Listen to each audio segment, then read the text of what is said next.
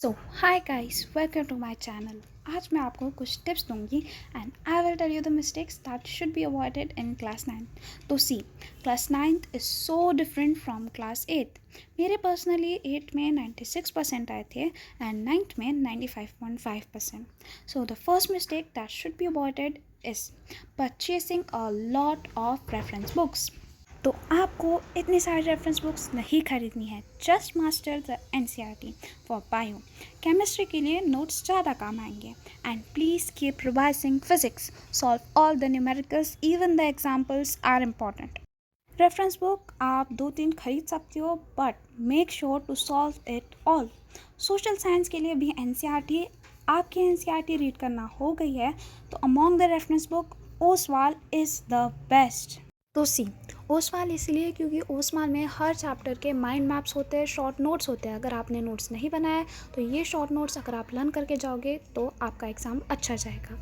Then the second mistake is not making a to do list. अगर आप एक to do list बनाएंगे तो आपका दिन भर का एक स्पेसिफाइड गोल होगा and it will help you a lot. Without clearing your goals, do not sleep. Third, consistency रखो। ऐसे बहुत बार होता है कि हम एक दिन हमें बहुत सारा मोटिवेशन आ जाता है, हम 10 घंटे 8 घंटे पढ़ लेंगे, बट द सेकेंड डे हम ठंडा पड़ जाएंगे। तो सी, रोज़ 4 घंटे पढ़ने की ज़रूरत नहीं है। आप अगर रोज़ 3 घंटे 2 घंटे, अगर रोज़ आप थोड़ा थोड़ा भी पढ़ेंगे and you will maintain the consistency, you will score good marks in social science. Now, let's move on to the suggestions. Complete the lab manuals in the summer itself. मतलब आपके पास बाद में पढ़ाई के लिए ज़्यादा टाइम होगा एंड सीरियसली स्कूल का homework completion, notes, school programs and all में पार्टिसिपेट करते करते टाइम नहीं मिलता है। Second, obey the teachers, because उनके हाथों में आपके 20 मार्क्स होते हैं। कुछ लोगों को लगता है कि अभी हम 9th में आ गए तो हम किसी की नहीं सुनेंगे, बट ट्रस्ट मी, इन लोगों को 20 आउट ऑफ 15, 10 ऐसे मार्क्स मिलते हैं। एंड मैं ऐसे नहीं बोल रही कि आप मस्ती मत करो, आप मस्ती करो, but make sure to not to do in the front of teachers.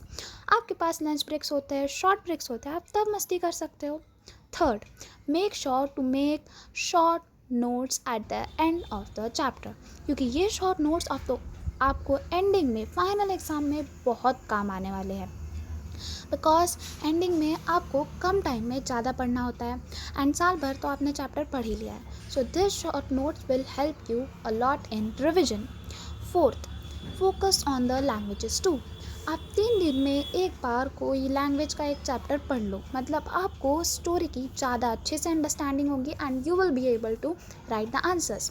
The fourth thing is writing limited answers in languages, because most times English teachers cut marks if you write very long answers. मेरी ma'am ने भी मेरे half marks pre boards में cut किए थे। So I made sure not to do the same mistake in the finals. Then अगर आप social science के आंसर्स लिख रहे हो तो make sure to write it in points. Another tip for writing answers is MCQs में ऐसे हो सकता है कि आपको 2 आंसर्स में कन्फ्यूजन हो रहा है, 2 ऑप्शंस में। तो आप जो फर्स्ट ऑप्शन है उसे आप स्टार्टिंग में लिख दो, जिसको आपको लगता है वो ज़्यादा प्रोबेबल है, एंड द सेकेंड ऑप्शन, जैसे अगर आपका सेक्शन बी है, सेक्शन बी के आंसर्स आपने लिख लिए, सेक्शन बी के बाद आप सेक्शन ए डाल के फिर से उस एमसीक्यू का नंबर डाल के सेकेंड वाला ऑप्शन जो आपको लगता है वो लिख दो। Most of the times ma'am इस पे आंसर देती है, मार्क्स देती है and you will score the marks. Now keep practicing maths. 9th का मैथ्स को बहुत वास्ट लगेगा, स्पेशली सर्कल्स एंड ऑल। तो मेक श्योर कि आपने हर चैप्टर की एनसीईआरटी एटलीस्ट 2 बार ट्राई की है एंड फिर ही आप ऑफलाइन बैचेस से ज़्यादा please prefer online batches. And among the online batches मैंने तो पीडब्ल्यू की बैच खरीदी थी and I think PW is the best. So please purchase it as early as possible. That's it for today's video. Please subscribe my channel. Thank you.